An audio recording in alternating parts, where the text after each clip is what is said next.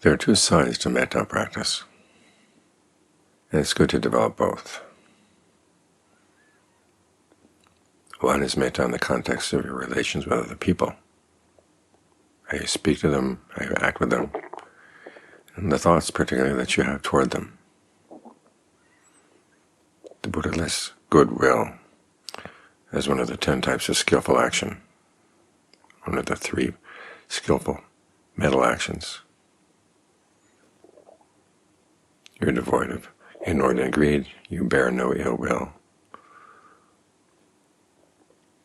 and your views are straightened out. In other words, you believe in the principle of karma, principle of rebirth. These are precepts for the mind as you engage with other people. Because remember, with the precepts, the important thing is your intentions. If you break a precept unintentionally, it doesn't count as broken. And it's usually through greed or ill will or delusion that we break the precepts. So metta, in this sense, is a part of the practice of virtue. It's one of the virtues of the mind. And as the Buddha said, if you realize that you have harmed other people, you recognize that it was harmful, that it was a mistake, what you did, resolve not to repeat it, and then you develop thoughts of goodwill for all beings in all directions. The purpose being that you want to make sure that you don't harm yourself, you don't harm others, you don't harm yourself with a lot of useless recrimination, you don't beat yourself up over the past mistakes you've made. You recognize them, but you don't wound yourself with them. Because if you think wounding thoughts about your past mistakes, you tend to block out that memory of past mistakes, and then you're going to repeat the past mistakes. So this is your way of keeping that memory alive in a way that's not painful.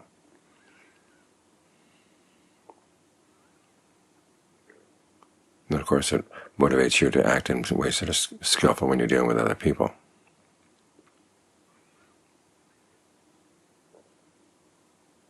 The other side of metta practice is that it is a Brahma Vihara. It is a place where the mind dwells. It's a meditation object, a meditation dwelling. You develop thoughts of goodwill for beings in all directions. And as the Buddha said, you develop this attitude with directed thought and evaluation, with a modicum of evaluation and no directed thought, with no directed thought, no evaluation, with rapture, without rapture, with enjoyment, with equanimity. In other words, you're able to get the mind into the different states of jhana through the practice of goodwill. The directed thought and evaluation would have to do with thinking about events in the day or relationships with other people in general. Is there anyone out there who you would find it difficult to have thoughts of goodwill for? And you can probably think of quite a few people. Some of them would be groups of people, some of them would be people you've read about in the news. Others would be people you've actually had dealings with in the course of the day.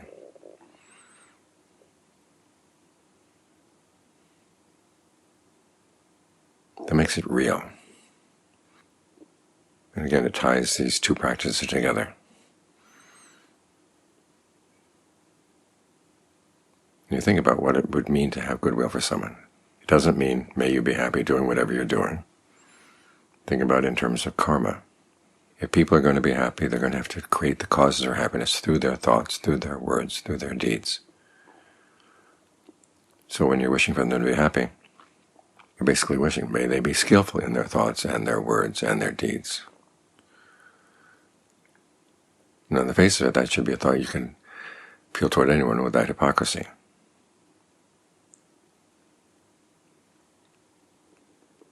But then, of course, there may be people you would like to see suffer a little bit first. They've done a lot of evil. They've had a lot of ill will. We see this especially now, when ill will seems to be in fashion. The Buddha's definition for ill will is, may these beings be killed, may they be destroyed, may they be crushed, may they not exist at all. That attitude seems to be in the ascendant.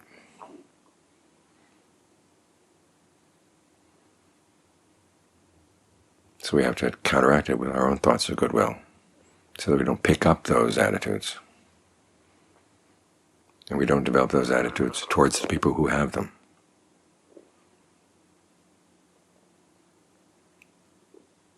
So the directed thought and evaluation and the concentration help you to think through areas where you might be tempted to have ill will for somebody.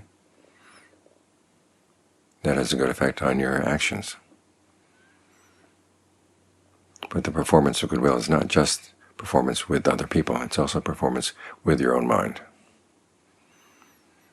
As you've thought through all the difficulties you might have about thinking of this person, that person, and finally come to the conclusion, yeah, you don't want to have ill will for them, then the mind can settle down with a modicum of evaluation, or with no evaluation at all, no directed thought. Just be there with a feeling of rapture. Because goodwill is a very pleasant feeling to have, the sense that you have no animosity with anybody in the world. There's no desire to see anybody suffer. That lifts the quality of your heart, makes it more expansive. And this expansive heart is what you're after. It's a good place to be, a comfortable place to be. Again, you want to be here without a sense of hypocrisy. You want to honestly be here with goodwill, which is why the practice of goodwill as a Brahma Vihara does depend on the practice of goodwill as an aspect of virtue. When you actually live your life in a way where you're not harming anybody, it's a lot easier to have thoughts of goodwill in all directions, spread them out with no obstacles at all, nobody getting in the way. In other words, none of your defilements getting in the way. And at the same time, when you're able to dwell in this state, as you get past the directed thought and evaluation, you're thinking less and less about people, more about just beings in all directions, and then all directions. All directions, without every reference to people. That's when it does become a Brahma Vihara. And this is something you have to develop. Some people say that goodwill is natural to us. All we have to do is forget about our poor social conditioning, get beyond that, and our natural goodwill will arise. Well, we do have goodwill naturally, but we also have ill will naturally. If ill will were not natural, we wouldn't be seeing any of it. This is why the Buddha calls it a Brahma Vihara and not a Manusa Vihara. Manusa Vihara, human dwelling. Human dwelling, goodwill will be partial. In a Brahma Vihara, it's universal, immeasurable. Now when you have a taste of that, it's useful in two ways. One, it goes back to the virtue of goodwill. When you've had a good session of wishing goodwill to all beings sincerely, then you come out of it, and you find it's really difficult to have ill will for specific people. So that strengthens your virtue.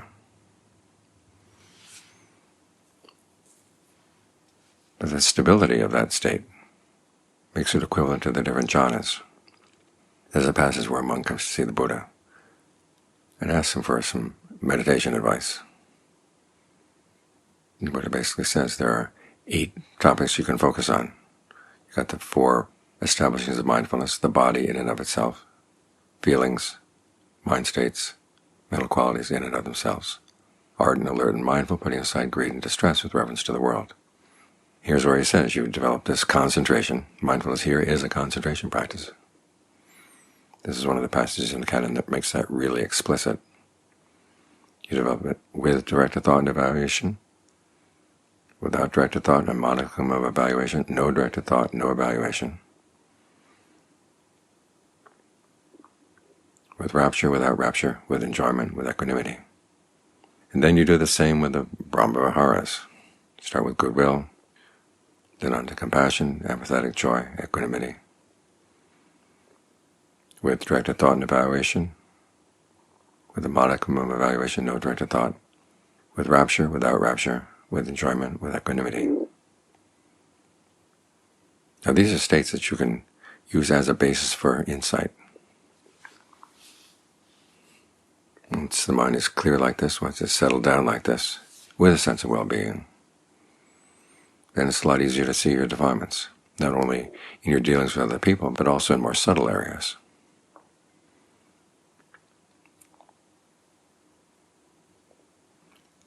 So these two sides of goodwill. Goodwill is one of the virtues, a part of right view, and the virtues of the mind, mundane right view. And goodwill as a practice of concentration, as a dwelling for the mind. They help each other along. They're both performance arts.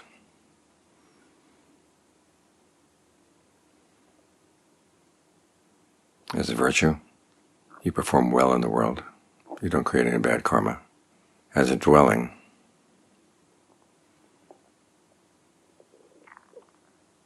it becomes a good place to develop insight. If you don't develop the insight, it can take you to good rebirths. Learn how to maintain these attitudes as you approach death. There is that passage, though, where Sariputta takes a Brahmin who's been a student of his and has been misbehaving, gets the student to change his attitudes. And as he's dying, he takes him up to basically the Brahma worlds, through the Brahma Viharas. And that's where the guys were born. Sariputta comes back to see the Buddha. The Buddha chastises him and said, there's more work to be done. You could have taken him further.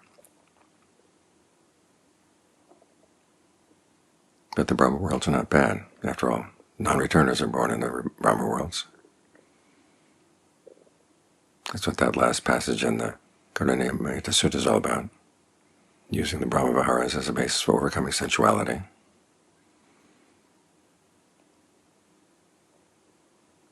So it's a good practice to have. It's a good practice to make part of your repertoire. Don't rest satisfied with it, but don't look down on it. It's your nourishment on the path. It's good inside and it's good outside. And as I said, in this world where ill will seems to be in fashion right now, the more people who can develop goodwill, maintain it as their value, the better we'll all be.